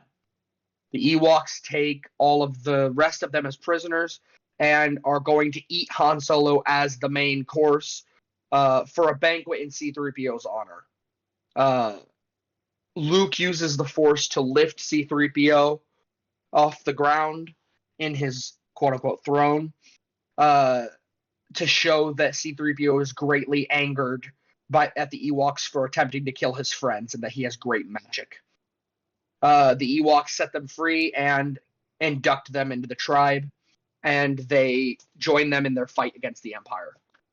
Luke decides that he has to leave them and face Darth Vader. Leia follows him out there, and this is where Leia is told that Vader is Luke's father and her father.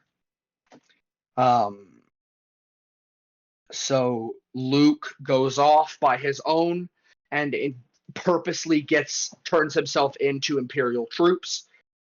Vader comes down from the orbit and takes Luke. Luke attempts to talk sense into Darth Vader to leave the dark side and to stop taking orders from the Emperor and to become good again, to become Anakin Skywalker. But this has no effect. Vader says that the name Anakin. Sorry, real quick. Basically the importance of Sullust to the Empire was it was primarily a fuel and mining planet for them. They got a lot of their fuel for vehicles from there, but it was also somewhat a manufacturing planet as well. Okay. Interesting. Good to know though. So Vader specifically says that the name Anakin Skywalker is nothing to him. He is Darth Vader. So Vader takes Luke to confront the Emperor, and they arrive on the Death Star. The next day, the rebels locate the shield generator they need to destroy. The rebel attack fleet exits hyperspace. Or no, they enter hyperspace, sorry, on their way to the Death Star for the Battle of Endor. Luke and Vader confront the Emperor, where the Emperor is taunting Luke, saying that he will complete his training. Luke is like, I'm not joining you. And the Emperor reveals that he has puppeteered everything, that he wanted the rebels to come here. He planted the information to their spies about the second Death Star. And he knows about their trap on their strike force on Endor, that being Han, Leia, and Chewbacca. The rebels enter the shield generator and are captured by Imperials. The rebel attack fleet emerges from hyperspace, but finds that the shield is still up. And when they contemplate maybe leaving or waiting, an Imperial fleet appears behind them. So they're pinned in between the Imperial fleet and the Death Star. Han and the strike team are outside the bunker, prisoners of the stormtroopers, when the Ewoks attack the Imperials. The Ewoks attack the Imperials and commit so much chaos. And now we transition back up to the Death Star, inside the Death Star, where Palpatine shows the Death Star's power and new toys. So before, the Death Star could only target a planet. Palpatine has them target a starcraft in the Rebel fleet, and it can precisely destroy Capital ship. a capital ship. So it is even more precise and calculated than the other one, and not only that, but it is even faster on the recharge rate. Yeah. Which, by the way, when the rebels had started this attack, the information they received was that the Death Star was not operational. Yes. It was supposed to be not operational. It was supposed to be still being worked on. This Death Star is fully operational. It is fully armed and fully operational. So, again, another trap set by the Emperor. After the battle on the ground, enough chaos has been caused to where Han, Leia, and Chewbacca blow up the bunker. And I'm going to skip ahead because this is way too important to do later, to skip between. So the attack fleet see the shield go down on the Star Destroyer, and the Millennium Falcon and a small strike force of Rebel fighters fly into the Death Star and into the main reactor, so the main generator, and blow it up, causing the whole Death Star to blow up. Which shows you how big. Which shows you how big it is, because you were able to get an entire fleet and battle and pretty hefty starship inside of the Strike reactor. Force. Mm-hmm. Yeah, which Mm-hmm. that is insane. Mm-hmm. So we're backtracking a little bit because this is the most important moment of any of the films. Luke sees the rebels being blasted, they're being demolished, and he's becoming angry. Palpatine, the Emperor, has Luke's lightsaber on his seat with him. So Luke, the Emperor, taunts him. Luke uses the Force to call his lightsaber to him and attempts to strike the Emperor down, which Vader blocks the attack. Now, here's an interesting thing. Given new light, that scene has a new context, a whole new context. So, you know how Palpatine's or Sidious is all about essence transfer, like transferring his spirit into people who he could puppeteer, and his spirit will like take over your body. I think so, yeah. This is what he tries to do to Rey in the later movies. Oh, yes, yes, yes.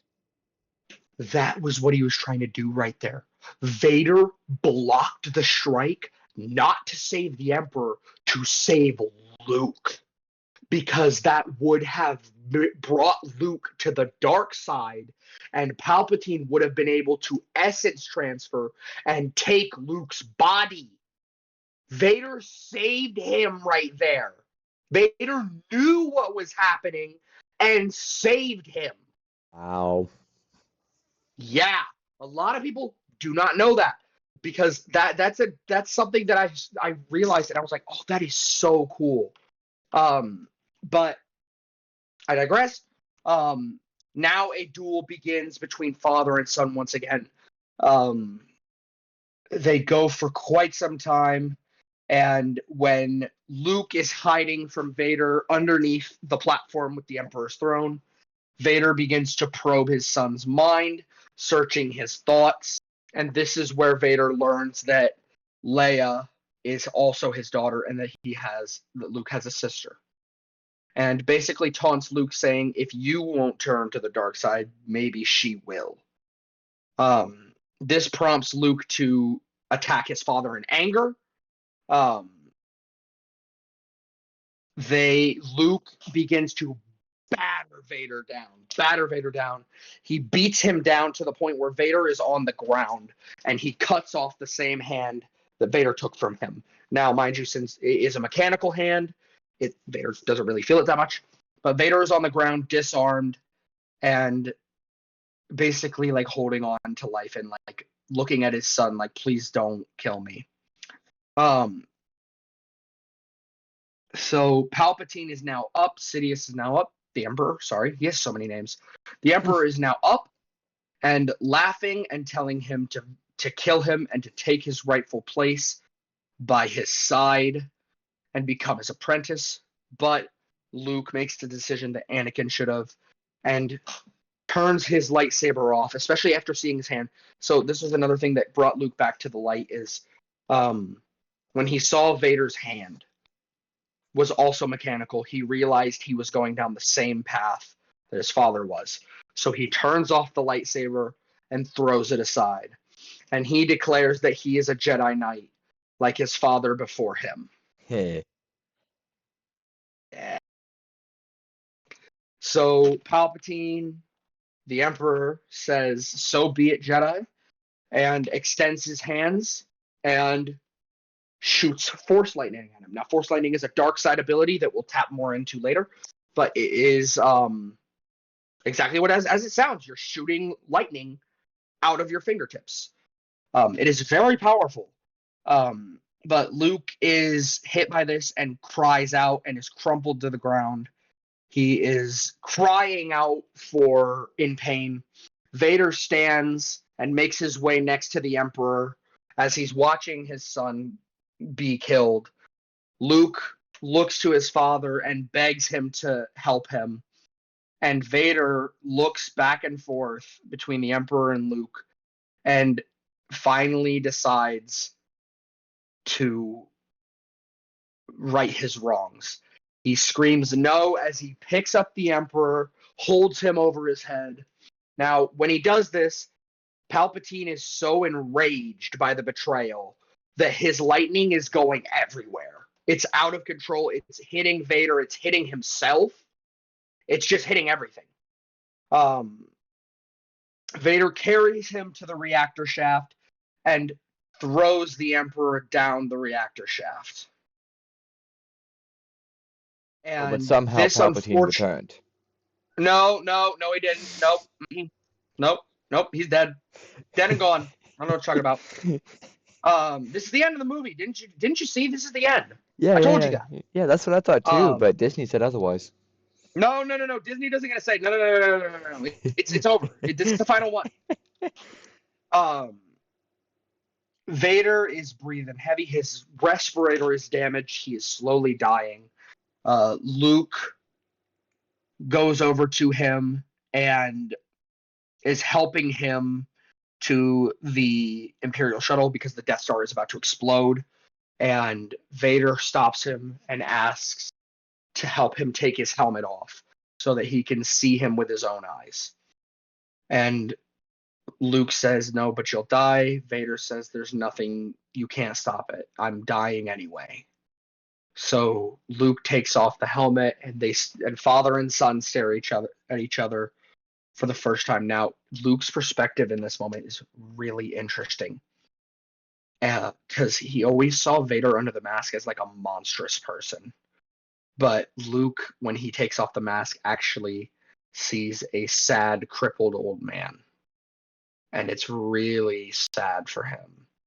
Now, Vader smiles and tells him to go and to tell Leia that he was right, that there was good in him. And so with that, Anakin Skywalker dies, and Luke takes his body into the ship and escapes the Death Star.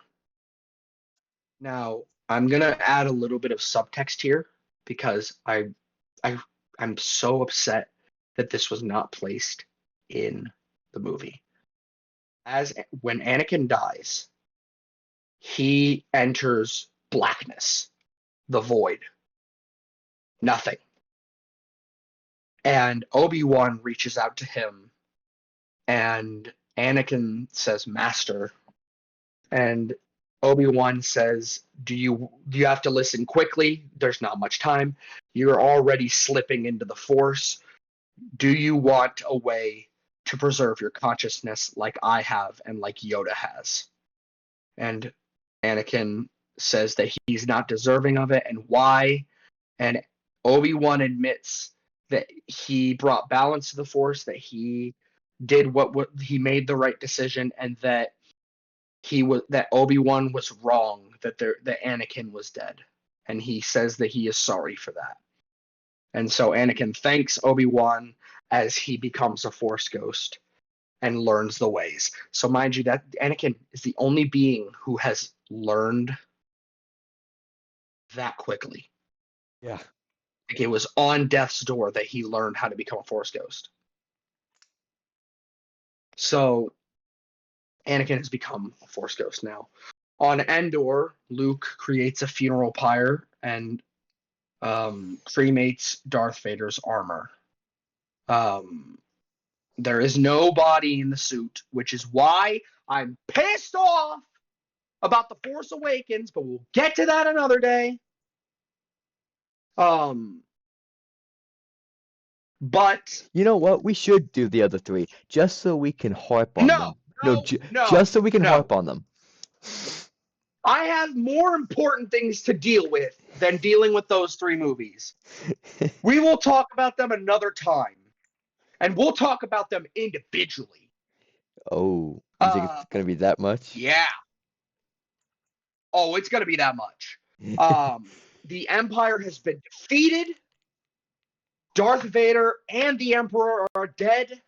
The rebels celebrate on Endor, and Luke Skywalker, the final moments are this Luke looking over into the forest and seeing the Force ghosts of Obi-Wan Kenobi, Yoda, and Anakin Skywalker as Luke rejoins the rebels in their celebration with the 3 Jedi looking at Luke with pride. That is Star Wars. Yep. That is the end. That was 2 hours and 30 minutes, wasn't it? 2 hours dead. Nice! Shorter than the last! Yeah. I don't think we have time to do this. What? I don't think we have time to do the Saber one, my dude. Oh God, no. We'll do that. No, yeah. So that is Star Wars. That is our synopsis of the 3 films of the prequels and the 3 films of the original trilogy. The story of the Skywalker family. That is the end. There's nothing to see after Return of the Jedi. Don't go looking for it. If you do find it, it's not affiliated and it doesn't exist. It's a fan flick. That's all it is. It's not. It's a fan flick. Yeah, it's a fan film. Yeah. It's a poorly renditioned fan film. No, I'm kidding. The actors really tried their hardest. They tried their hardest with what they were given, and what they were given was slab. Yeah. But like I said, we'll get to that another time. You want to close us out, James? Yeah, I can do that. Well, actually, real quick, I'll say what the next holocron is going to be. The next holocron is going to be going over the 7 forms of lightsaber combat, followed closely by the origins of the Force holocron 4. So holocron 3 will be the 7 lightsaber forms breakdown. That one will be probably either longer or as long as these. We do want to try and narrow it down to an hour and a half average. But these 2 episodes, these 3 episodes, the first 3 are very, very chunky, very lore heavy. Mm-hmm. And they're just a lot. They're a lot. So, yeah, man, if you want to go ahead and close this out. All right. Well, thank you all for tuning into this holocron. We hope you enjoyed the journey, and if you did, don't forget to follow and share the archive with fellow Star Wars fans. There's always more to explore. Where can we find you, Isaac? You can find me at Snarklefloop, SNARKLEFLOOP, on Twitch. You can also just message the email, which James will be spelling out here in a moment when he plugs himself. So where can we find you, James? Captite230 on YouTube and Twitch. That is CAPTTIGHT230 on YouTube and Twitch. If you would like to reach out to the channel to recommend topics for future podcast episodes, that will be ATTRIOXpod@gmail.com. ATTRIOX pod@gmail.com. And not only that, but only that, but if we make any mistakes or lore mistakes, you can also email those to the podcast, and we will address it in the next episode following that. The next recorded episode following that, or if not, we can always record it and then slap it into the beginning of the episode we haven't released yet. Yes. But we will take any corrections that we may have gotten wrong, because we are open to making mistakes. Because we're trying, the goal of this is to share true Star Wars facts with people who may not understand it. So. Yes. But all right, go ahead, brother. All right. Yeah, I think that's it. Until next time, may the Force be with you.